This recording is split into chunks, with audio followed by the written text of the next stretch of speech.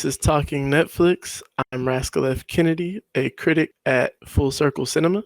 Hi, I'm James Preston Poole. I'm the lead critic for Full Circle Cinema. I'm Mark Tan, the managing critic for Full Circle Cinema.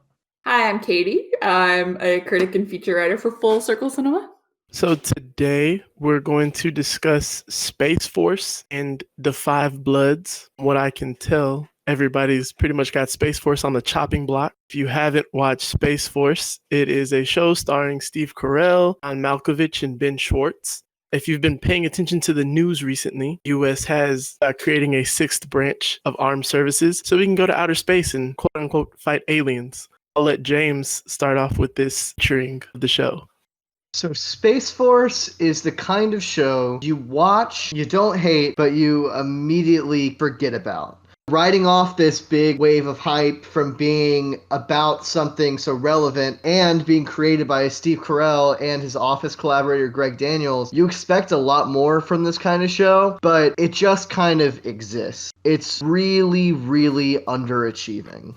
Yeah, I'm going to back you up on that, James. What's funny is, okay, so the show's set in Colorado. If anyone knows me, they know I'm a huge Office fan. Well, Michael Scott leaves the office in Pennsylvania to go to Colorado with Holly. You could have set up something that could make fun of that aspect. I love, what's her name? Phoebe from Friends. I love her to death. But it would have been great to, have that tie-in, especially because The Office has kind of been one of those cult sensations. And I know it's off topic, but I'm like, that bugged the crap out of me because knowing Steve Carell's personality, you could have tied that in somehow and made that a running joke. To jump in on that, who Katie is describing, Lisa Kudrow, is Maggie, who's main character's wife, and she is great. She's really interesting and funny, and all the supporting characters on the show are really fascinating and just have performers like Jimmy O. Yang and Ben Schwartz really going for it. Unfortunately, we're stuck with Steve Carell as General Mark R. Naird, who just isn't very interesting or distinct enough. He doesn't have that menace of his character in Foxcatcher, or he doesn't have his sort of lovability as Michael Scott. So you're kind of left with a gruff performance that coasts on the fact that it's Steve Carell. And the entire show kind of suffers from that because you're not really sure what you're supposed to feel about it. The thing with the show is that you can clearly imagine what Carell and Daniels had in mind with trying to make this fairly realistic premise and try to make comedy out of it. The problem with Space Force is that every episode seems to go for a different tone. Sometimes it goes for the really goofy tone that you'd normally see on stuff like The Office, or let's say even Greg Daniels' other show, Parks and Recreation. There's other times where it tries to be completely serious, and it usually focuses on Mark Naird, and sometimes even with his wife and his daughter. That feels like it comes from a more grounded drama. And the fact that it keeps cutting from Naird to characters like Ben Schwartz's F. Tony, or even John Malkovich's character, Dr. Adrian Mallory, it always feels like the show never figures out how to approach the material because so much of it tries to go so many different ways. I'm completely with James on this one. I was bored most of the time whenever I was watching it, and I kind of regret we even picked this show to be talked about. It had its moments where it was funny, but even whenever it was funny, once you get past the funny, you get to something where it's just completely boring. I want to say the first half of the show, like the first 5 episodes, those episodes were completely boring because spend the whole 5 episodes setting up the characters, you just kind of get let down. Now, what I will say is John Malkovich and Ben Schwartz are hilarious. Whenever those characters have the spotlight, those 2 characters are funny. Then Tawny Newsome is Captain Angela Ali. She wasn't funny. I don't think her character was meant to be funny, but I did enjoy that character. I also enjoyed Aaron there too. Those are 4 characters out of however many characters we had on the show, and they were the only characters that I found interesting. It just kind of sucks because as a Steve Carell fan and as somebody who comes in and out of watching The Office, it wanted it to be great, but it just was terrible. In regards to Tawny Newsome, there was this moment, I forget which episode it was, like episode 7 or 8, but it's just Tawny Newsome's character and Jimmy O. Yang's character riding in this car and having this banter. And I thought, wow, there's a show here. There's a tone, It's kind of like low-key comedy. It may not be what they're going for, but it was something I wanted to see. And there would be moments like that, like following Aaron Naird. Really good stuff. I can get behind the character of the rebellious daughter of a general. She could have been the lead of the show. But by placing a character like Mark Naird at the center of it, who already is undefined, if he's being torn up in a million different directions, so are we. And it's hard to really pick out what this show did wrong because it's hard to decide what it did right. That's the sucky part. You spend so much time focusing on what's wrong with the show that it's hard to pick out what's good about it. I think the one thing this show gets right is casting a boatload of talented actors. Like a lot of them we already mentioned. Even in the smaller roles, like Jane Lynch and Patrick Warburton, they're not in it a lot, but when they are pretty funny. And the sad thing about the premise being treated in so many different ways is that you can easily see it being treated like this really goofy comedy. In fact, when it gets to some of the later episodes, they start to actually go into space. The crew that goes along with them, like some of them I actually thought were pretty funny. Most notably, Chris Gethard's Eddie, where he's basically like the janitor of Space Force who gets in because of circumstances. And watching him actually really is amusing. But again, that's only maybe 1 out of 10 episodes. I liked Eddie. General Kit Grabiston, played by Noah Emmerich, he was pretty funny as well. And it's easy to find the funny characters because, like you said, it's such a talented pool of actors that they're kind of just scattered throughout the show. They don't have any traction. It's hard to see exactly where the show's going. It goes in so many directions. It's just a lack of solid material. There's no foundation for these actors to do anything but try their best to save the show. I've said it on other podcasts, but this show definitely suffers from a bad script. And I've said it about, like, the Daredevil movie, for instance, has a horrible script. But Ben Affleck and his ex-wife, but they make the best of a bad script. And honestly, I'm going to shock the world again, but I like the movie a lot better than, like, the Daredevil TV show because of that aspect. And you can tell that the actors here are trying to make the best of it. The whole cast is really doing their best. But ultimately, sometimes you can't save a bad script and a bad plotline, because I think the later episodes are promising. But it's stuff like how Lisa Kudrow's character is in prison for goodness knows why. But we're hooked on, okay, why is she in prison? Why is Maggie Nard in prison? And you never find out. Like, what the heck is going on? Might have been one of the worst things was the fact that she was in prison for, like, after the first episode, she's in jail and you have no clue why. And what's weird is that we actually do see a portion of her before she gets into prison. It's the first scene of the show. Every episode you're watching, you have that question in your head. And I get maybe part of the comedy is the fact that you never really know what happened to her. But again, the fact that it has so many different tones to it, it almost feels like it's about to say the answer, but it never does. Yeah, and you know she's in there for something bad. They don't make it a mystery or call any kind of attention to it. They just leave this question in our mind, so it's all we can fixate on. What really sucks is the show is so bad, it's still probably a 90% chance this gets a season 2. Shows like October Faction only get 1 season and then they're automatically canceled. And that is what drives me crazy about Netflix. When you get the star power on that season, you're pretty much set. And that sucks. Especially considering how expensive this show is to produce. Good lord. You know what, though? I will give them credit on the production because, of course, the stuff you see in space is typically only whenever they're talking in the conference rooms. But the level of production was pretty good. Again, this show is only ruined by the writing. Yep. The most confusing aspect of the show to me is the fact that it is about the literal Space Force, but has nothing to say about anything. You'd figure they'd use the opportunity to be either a political satire or look at how ridiculous the concept of a Space Force is. But other than a few characters, no one's really that incompetent. They've managed to land on the moon. There's no real commentary on the government other than that the president is bad. That's it. And it makes me think, why did they rush the show into production to capitalize in on it when it wasn't even going to be based that much around a relevant context?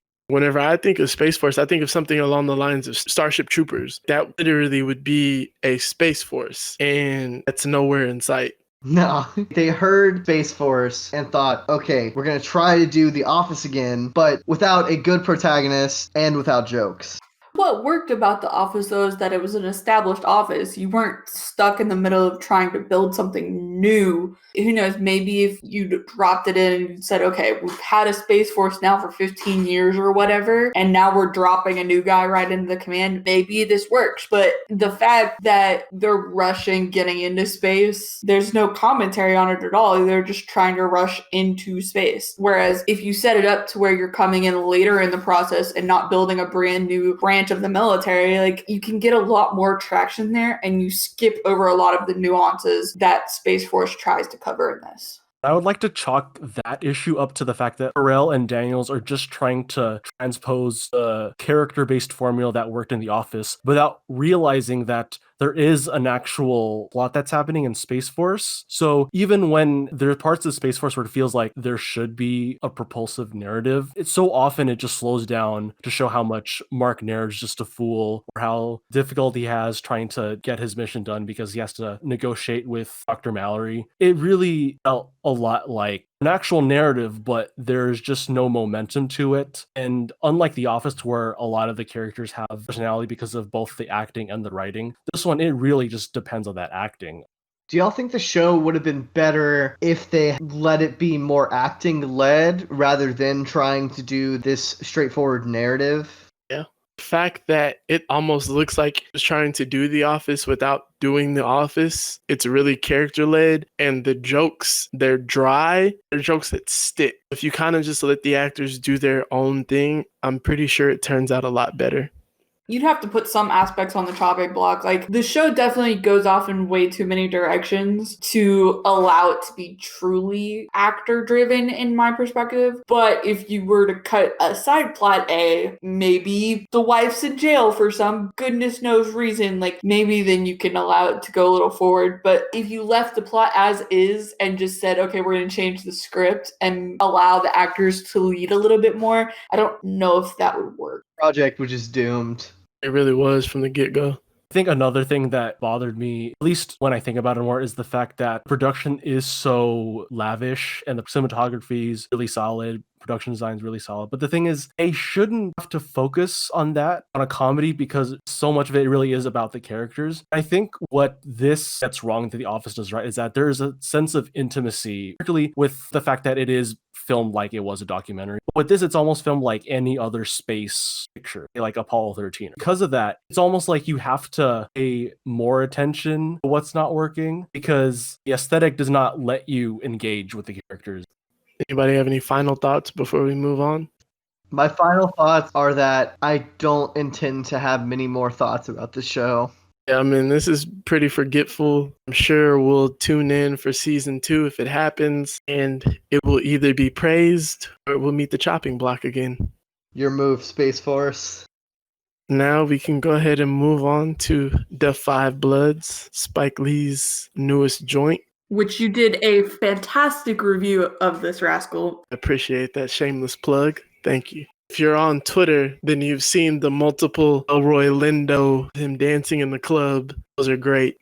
I love this movie. I loved every aspect of this movie. And to be quite honest, I'm not a big Spike Lee fan. But between this and Black Klansman, it almost seems like Spike Lee's been putting out movies at the perfect time. It's just an odd thing for me to watch, but it's really beautiful at the same time because as a country, we're going through an entire movement. People have been protesting for what it seems like almost over a month. For Spike Lee to be able to bring these movies out and then some way, somehow find a way to movies out at a time where we're making such a movement and a signal that this country needs to change. For these two movies to come out back to back like this 2 years apart, I think it's pretty amazing because you don't expect these things. You can't telegraph them either. So for him to be able to put this stuff out as this stuff happens is pretty awesome. Spike Lee is a filmmaker who, it must be said, is an absolute legend, just in terms of his output and in terms of everyone that he's influenced with his work. However, his filmography is very hit or miss, but with The Five Bloods, we see him working at his full power, not only making a movie that is just incredible to behold in how it uses storytelling acting, even the way the frame changes. It not only does that, it also shows just how great of a social storyteller Spike Lee is. I don't think I've seen a film cover the nuances of not only race but war in the way that The Five Bloods does, and I think it just might be his masterpiece. I've had this movie on my mind for a while because, like you guys have said, Spike Lee is a filmmaker who has a lot on his mind, both in terms of him as a social storyteller and him as a filmmaker in general. And you guys are right. He's had a very checkered history. The only few times where he's had capital G great movies is when they've also hit really hard on the current race issues in America. You could go all the way back to Do the Right Thing and just how much of a great character movie that is, on top of also showing just how hostile a neighborhood can be just based on race. And certainly with Black Klansman and now The Five Bloods, he's definitely hit that point again. I'm not 100% in love with everything that The Five Bloods does. I think there's a particular section of the movie that focuses away from the main characters. But I think in terms of a story about war, not just the Vietnam War, but just war in general, and also as a story about the injustice of African Americans, I thought this movie was fantastic, and I really am happy that there's this kind of story that's told, especially with how Spike Lee tells it with these amazing characters, and also how he plays around with aspect ratio to where the closer it gets to those times with those veterans while they were during the war, almost like a square frame. I just felt like of all the movies that have come out so far this year, this is the one that's impressed me the most. So I'm gonna be honest, this is the first Spike Lee movie I've ever seen. So I plan on watching Black Klansman a little bit later because it's on HBO right now. So my goal is to get that watched this week. I finished this movie less than an hour ago.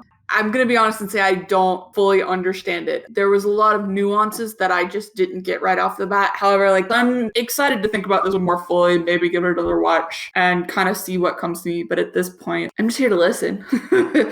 So whenever I was a senior in high school, I took this really crazy culture history class, and we focused a lot on the Vietnam War because it lasted for so long. And there were a lot of clips in The Five Bloods that I've seen in that class. So repeated imagery is a crazy thing because even the scene where the Vietnam woman is on the radio speaking to the black soldiers and they played Marvin Gaye over the radio, that happened in real life. It's just crazy to think about how there's so many things in this movie that happened in real life that Spike Lee was able to bring to the forefront and show a lot of people that may or may not know that these things actually happen. Because whenever you hear about war, some stuff does get over exaggerated, but whenever you keep seeing repeated images, it just kind of gets embedded in your brain. And it's just a crazy thing to think about how Spike was able to bring to the reality and the fiction and make them a pretty damn good movie. We think about the Vietnam War, just like you said, Rascal, we've seen a lot of those repeated images. Just last night I watched Apocalypse Now, and that's generally kind of been our Bible for cinematic interpretations of the Vietnam War. We think of Ride of the Valkyries, The Jungle on Fire, all that epic operatic imagery. But what The Five Bloods does is it takes the imagery we're familiar with, and beyond even just teaching people about history, it textures it. It makes it real. It puts a real human face and even a marginalized face to events that a lot of people still don't truly grasp in that human way. It's a touchy subject whenever you talk about the Vietnam War because it split America in half. Because you had people who were for the war, you had people who were against the war, and you had people who didn't understand what was going on. It drew a line in the sand and you had to kind of pick a side. I will say about The Five Bloods is acting in the movie was incredible. Paul, I wish we would have gotten more of Paul. Absolutely. Delroy Lindo, I'm going to go ahead and start that early Oscar campaign now. Definitely start that campaign for Delroy Lindo, and I would not be opposed to Best Supporting Actor for some of the other people, including Jonathan Majors is David, Norm Lewis is Eddie, Clark Peters is Otis, and Isaiah Whitlock Jr. is Melvin. I think almost this entire cast is masterful. Like every scene that they're in is, certainly in the earlier scenes, it's just a straight up joy to watch them interact with each other. A lot of it actually reminded me of the three older guys in Do the Right Thing, where it really was just them hanging out. And of course, with the Five Bloods, although it starts that way, it really becomes about this story about them interacting with each other and also bringing back some of the prejudices they had when they were in the war. And certainly with all Delroy Lindo's character, definitely comes more to the forefront, especially the fact that of the four main characters, he's the one who supports Donald Trump. And anytime he does interact with some of the Vietnamese citizens, he definitely is more hostile towards them. I think that was an interesting thing about the film was how Delroy Lindo's character was a Trump supporter and just the way that he interacted and the things that he said, because those types of Black people do exist. And the way that Spike Lee covered the different aspects of the African American experience with the four characters is pretty cool. I mean, you had Eddie, who was the rich Black man. We all know he kind of lost his money. You had Melvin and Otis, who were kind of middle class Black men, but still understood. And then you had Paul, who was on the complete opposite side of the spectrum. He was still able to hang out with his friends and talk with his friends. And they were kind of trying to talk to him and have him understand that, you know, his way of thinking, I'm not going to say it was wrong, but his way of thinking wasn't right either, because you've just been in a war about human rights for however long he was involved in the Vietnam War. For you to have this mindset, it's just kind of mind-boggling. I liked what you were saying earlier about how the Vietnam War split so many people. I think this movie explores the fact that now that it's quote unquote over, the confusion hasn't been over for the people that served. And of course, with the main five characters all being Black men, they're still seeing racial injustice as well. So it's interesting to see that confluence of the scars of this war while also dealing with the injustices they struggled back then and now at the same time. It's a lot in a really good way. It was definitely necessary and was needed in these particular times with everything that's going on in the country. And if you haven't watched The Five Bloods, I highly recommend that you do, is that you can watch The Five Bloods, Black Klansmen, Do the Right Thing. There's a numerous amount. So I will say this, Delroy Lindo's, as someone who has PTSD, seeing it live on screen, I had a visceral reaction to that, and it kind of took me aback for a second, but then you realize how true it is, the portrayal of war here, and that most of our veterans do come back with some sort of PTSD from it, and just to see that on screen, it's frightening in a sense. Absolutely. One thing I've really enjoyed about this movie is that it allows us to feel those things by taking its time. I mean, this is a movie with a 154-minute runtime, and it uses that journey to let us see the interactions between all these men, to see what they're remembering from their time in Nam and also experiencing now in Nam. And it lets each moment linger so that it all kind of stays with you. That's definitely something that the movie does a lot, and I'm going to spotlight one of those moments. It's when we first see Otis meet with his wife, who's Vietnamese, and him basically catching up with her and what's happened, to the point where we also find out that in the years since during the war and now, we find out that he's had a daughter. And trying to explore the whole idea of falling in love with the side that you're against, and just seeing the perspective of that daughter, to see like, what happened to my father? Like, where has he been this whole time? And just that one moment of that meeting, that really resonated with me in ways that I honestly did not expect to come from a Spike Lee film, even though I've definitely used to seeing him being passionate about the politics of it all. But when it gets to these more dramatic scenes like that, I don't normally expect. And to see that, it kind of blew me away, really. Yeah, I mean, whenever you look at Paul and David, and then you look at Otis and his daughter, just those two different aspects, the son and father and the daughter and the father, just how these two guys are away from their children. Paul resents David because of the death of his wife, and Otis he's never really seen his daughter. To see those two try to mend the relationships with their children throughout the movie is kind of something that, like you said, it's just something to watch, to see how Spike Lee kind of navigates those waters to get to the point that he's trying to make with those characters. to the end of this, I just want to point out how genius inserting Lamb into this movie was, because I liked Heidi. She was a good character. She was a very nice person. And to see how she kind of rubbed off on David so he, didn't go down the same path that Paul went down, that was pretty nice to watch. I don't even have much else to say. I'm still digesting even all these weeks later, and I watched it on June 12th. There's a couple more things that I have in mind. One of the things that's been sort of controversial, it's at least a talking point for sure, is that Spike Lee films the flashbacks with the four main characters, but he does nothing to make it look like they're younger. They just look like they're themselves. And a lot of the reactions on the internet have been divided, with some people saying that they should have went the Martin Scorsese Irishman route and made them look younger with de-aging CGI. And there's other people who are saying they're reminiscing about those events. They're still thinking about themselves as they are now, but just events that happened decades ago. Me personally, I think the decision to just leave them as is, I think was the best decision, because every time a flashback happens, it's always to reflect something that a character remembers in the present. It never feels like, oh, we're just going to stop the movie at an arbitrary point and we're going to show you some of the backstory. That never ever felt like that was the case. It always felt like the movie wanted to stop at the exact point where a character thought about something, or they're trying to, something that they experienced sparked the old memories of them coming back. I didn't really understand why there was a whole debate behind it at all, because I felt like what Lee chose to do was the best one, period. My understanding, the only reason that he didn't use the de-aging is because he didn't get the budget for it. I have heard that, yet I also think it's almost a happy accident, because with de-aging or with casting a young actor, more often than not be distracted by what they did to the actor or how someone doesn't look like the actor. So I think when you just use them without any de-aging or any of that, it's like weird for about 5 seconds and then you're used to it. I'm not upset about it at all, because I feel like it was honestly, like you guys said, it was the best decision for the film. It just sucks because I would hope that he would get the same budget as Scorsese did for Irishman, but at the end of the day, the de-aging thing, really not that big of a deal. I don't see why anybody would have a problem with it.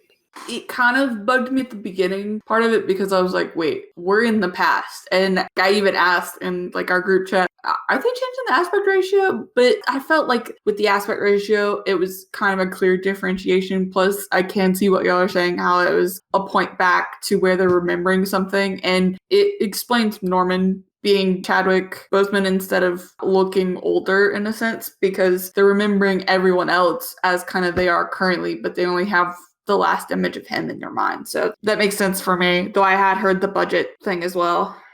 Does anybody have any final thoughts? Or I said it before, and I'll say it again. I think it's a masterpiece, and I think it's Spike Lee's best film yet. I'm not quite there on saying that this is Spike Lee's absolute best film, but I will say for what he's trying to do, I don't think anyone else could have done it. I personally feel like it is one of his best films. It's classic Spike Lee for me. I thoroughly enjoyed it. I love the aspects of it. I'm happy that, he was able to release something like this, especially like I said before, with everything going on. It's definitely something that was needed and necessary. And for anybody who's looking for something to watch whenever it comes to race relations, I highly recommend this. It's something that is for everybody, whether you want to believe it or not. It's definitely for everybody. It's not something that's just for Black people. And I mean, if you're looking to learn, watch, understand, try to get a grip on everything so you can talk about things and not sound ignorant, this is definitely something for you. Before we go, what's everybody watching on Netflix? The Order, in preparation for our next episode. And I'm also watching The Floor is Lava. The Floor is Lava is hilarious. Oh, it's awesome. It's perfect turn your brain off reality TV. I love it. I've only watched the first episode so far, but plan on finishing it. Please do. It's a blast. Like you guys, I've also been watching Floor is Lava. I'm not a huge fan of the host, Rutledge Wood, but certainly watching the contestants is a lot. The other thing that I've watched on Netflix recently is the sexual drama called 365 Days, which I would like to retitle that as the worst movie I've seen that's come out this year, because it's vile, ridiculous. It makes 50 Shades of Grey look like a masterpiece. I'm not even joking.